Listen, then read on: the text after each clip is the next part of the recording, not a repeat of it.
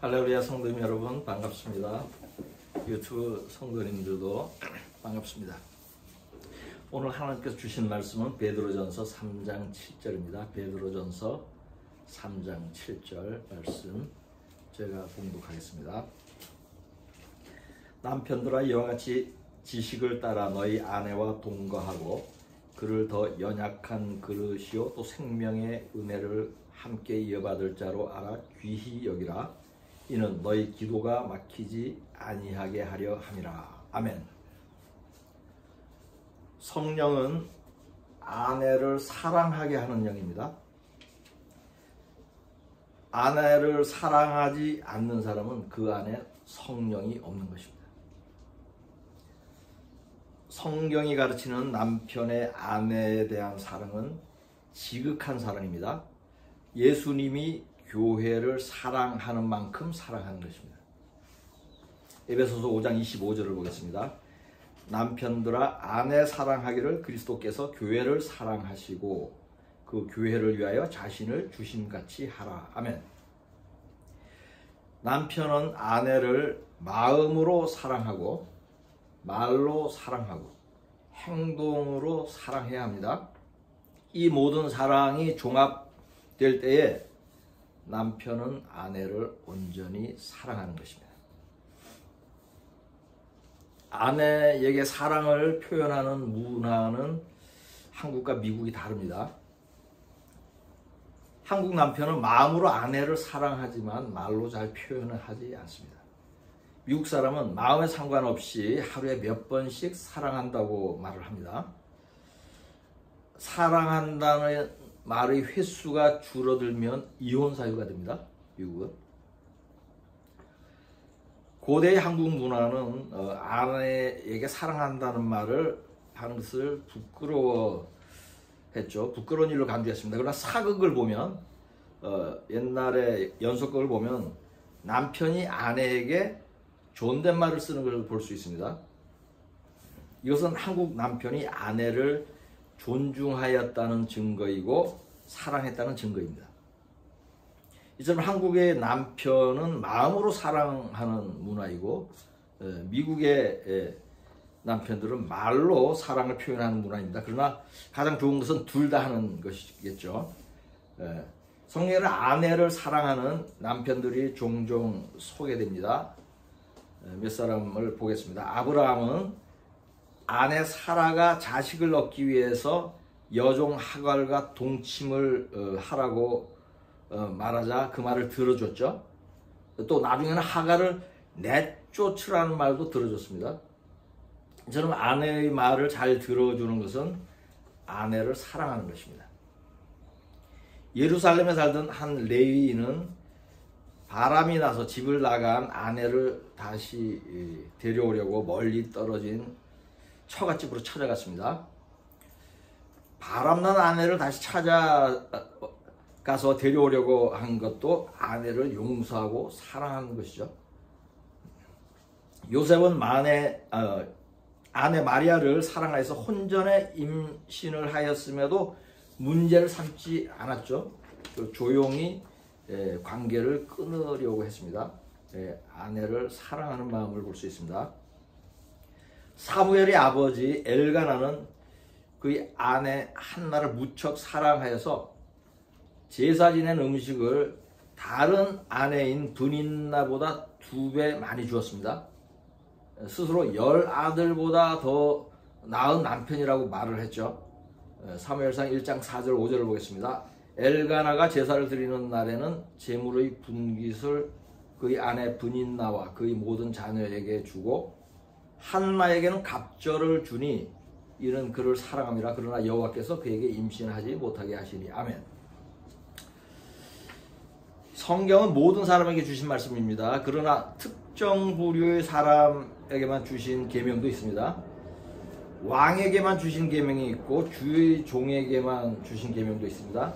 아내에게만 주신 계명도 있고 남편에게만 주신 계명도 있습니다.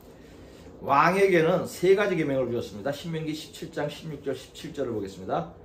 그는 병마를 많이 두지 말 것이요 병마를 많이 얻으려고 그 백성을 애굽으로 돌아가게 하지 말 것이니 이는 여호와께서 너희에게 이르시기를 너희가 이후에는 그 길로 다시 돌아가지 말 것이라 하셨음이며 그에게 아내를 많이 두어 그의 마음이 미혹되게 하지 말 것이며 자기를 위하여 은금을 많이 쌓지 말 것이니라. 아멘.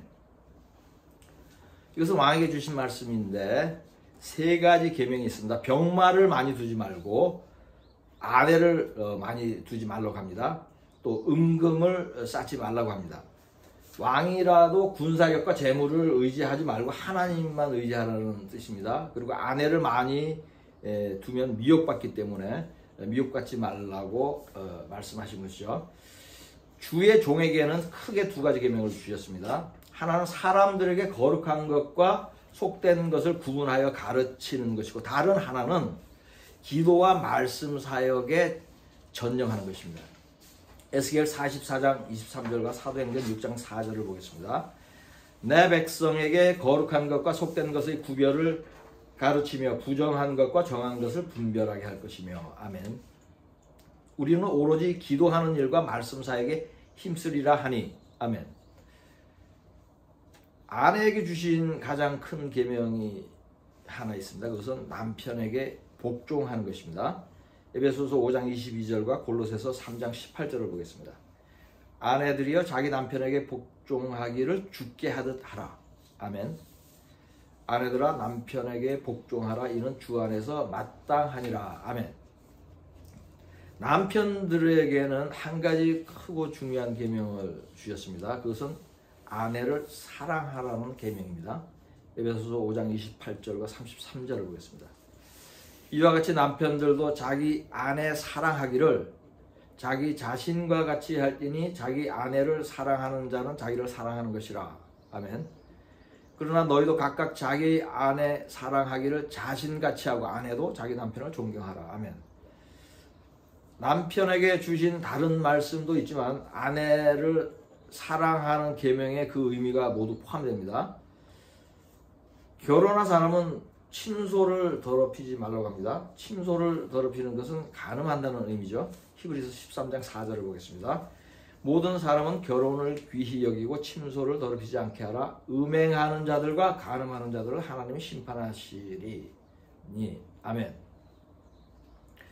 남편들은 음란하지 않아야 합니다. 음란 동영상을 보지 않아야 합니다. 유흥업소에 출입하지 않아야 합니다. 이러한 모든 행위는 아내를 사랑하지 않는 것이며 심판받을 죄입니다.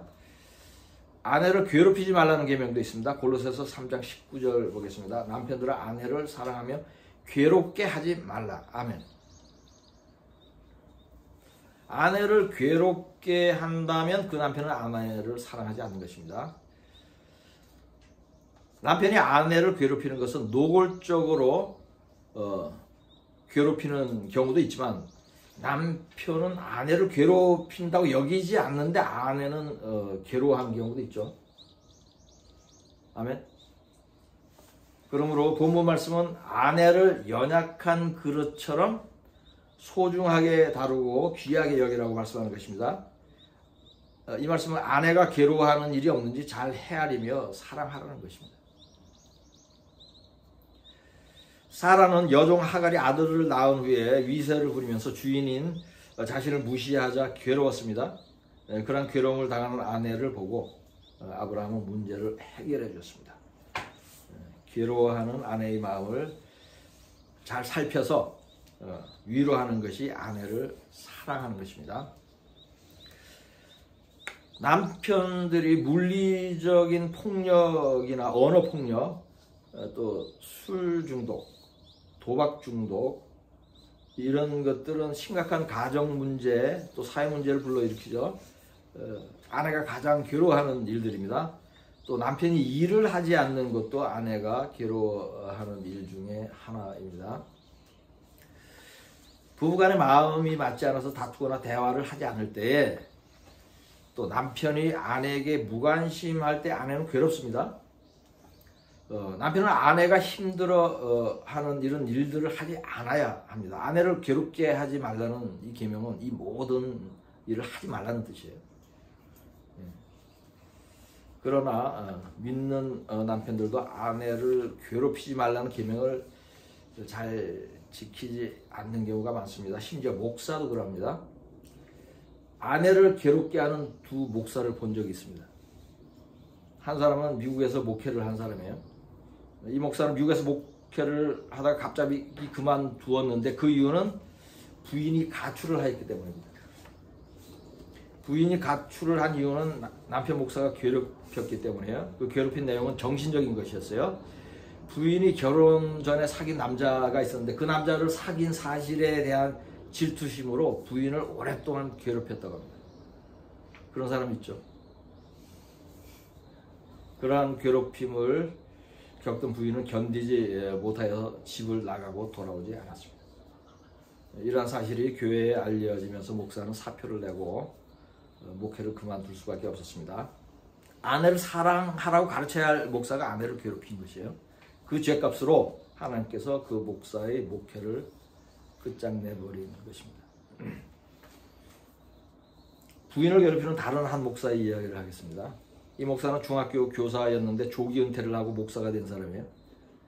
이 목사의 부인은 자신의 남편에게 목사로 부름을 받지 않았으니 목회를 그만두어야 한다고 말했어요.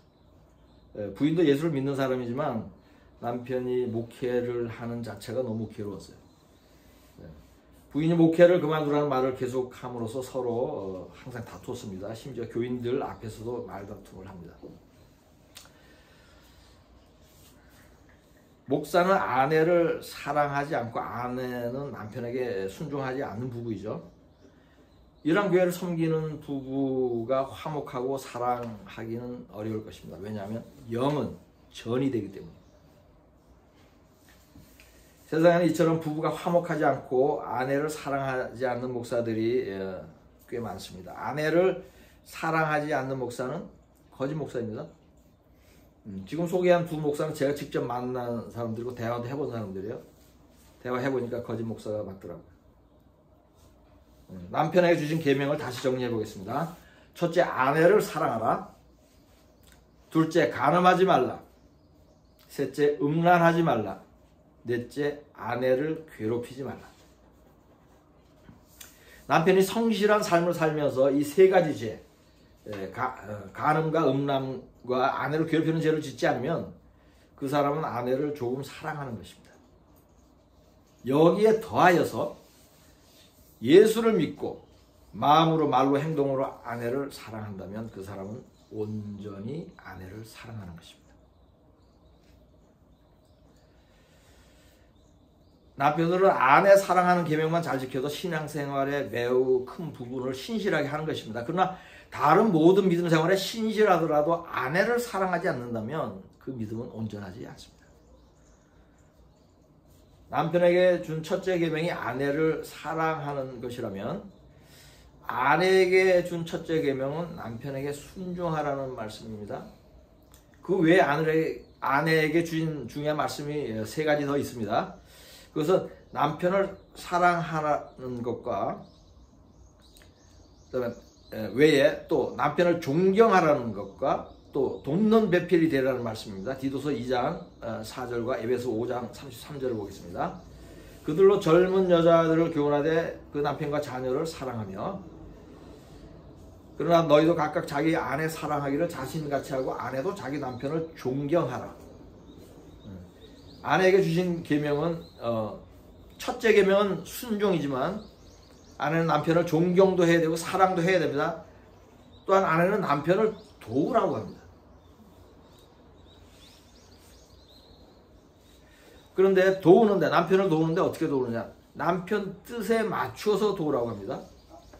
이 계명은 하와를 지을 때 주신 말씀이에요.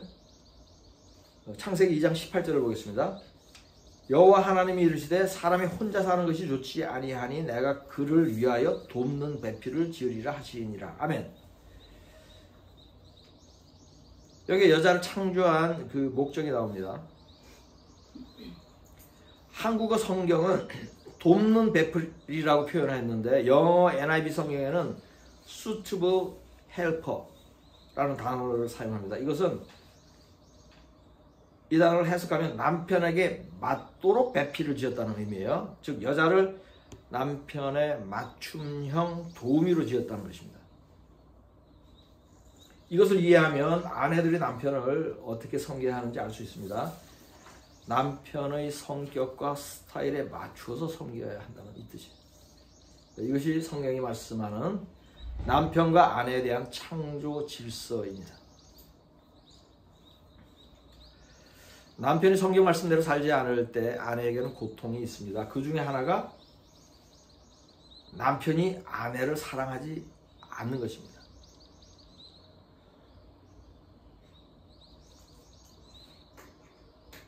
남편이 아내를 사랑하지 않고 괴롭게 할 때 받는 보응 중에 대표적인 것이 아내가 남편에게 순종하지 않는 것입니다.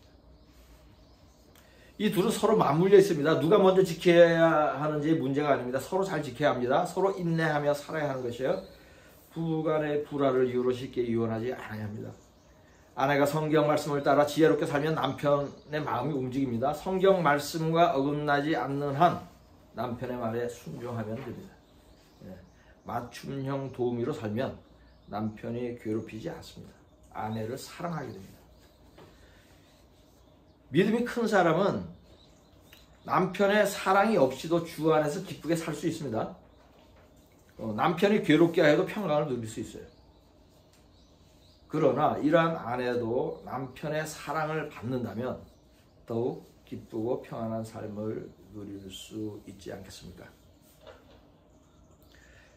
아내를 사랑하지 않을 때 자신이 보응받는다는 사실을 깨닫지 못하는 남편들이 많습니다. 이들도 기도를 합니다.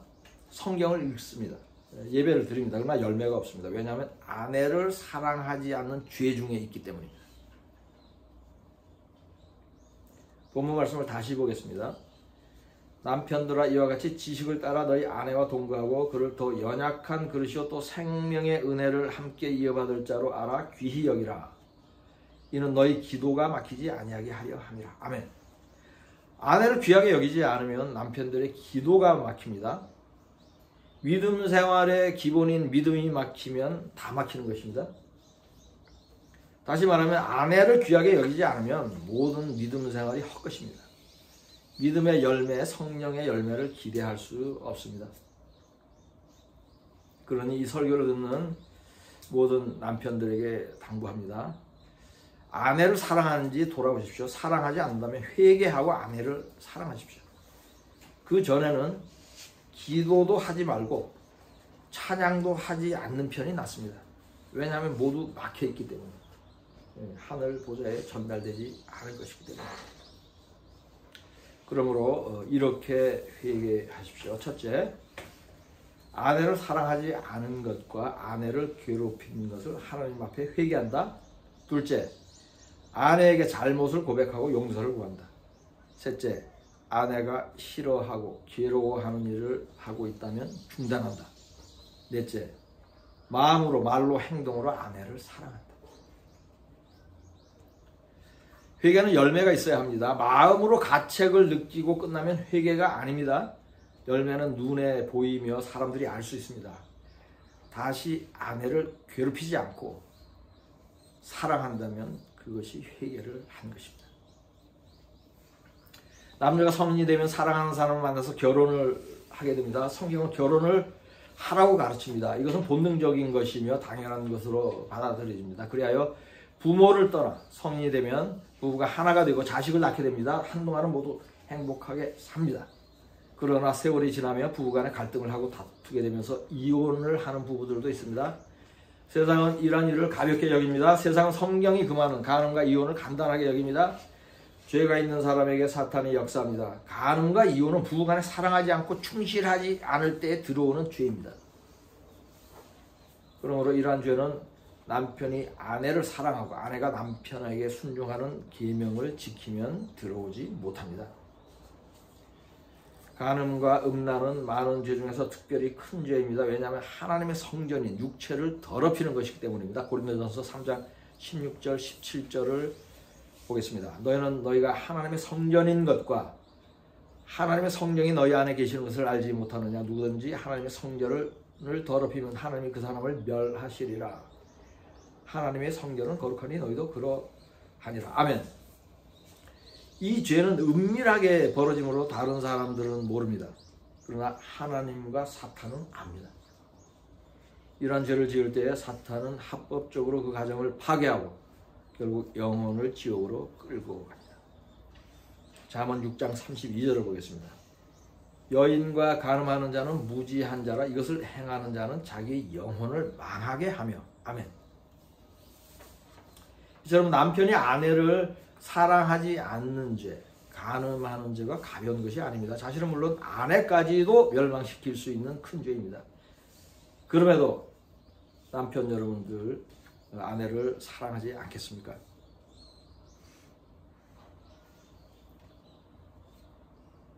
남녀의 결혼은 단순히 사랑하는 남녀의 결합이 아닙니다. 결혼에는 매우 중요한 영적인 의미가 있습니다. 에베소서 5장 22절에서 25절까지와 5장 31절에서 34절 3절까지를 보겠습니다. 아내들이여 자기 남편에게 복종하기를 주께 하라. 이는 남편이 아내의 머리됨이 그리스도께서 교회의 머리됨과 같음이니 그가 바로 몸의 구주시니라.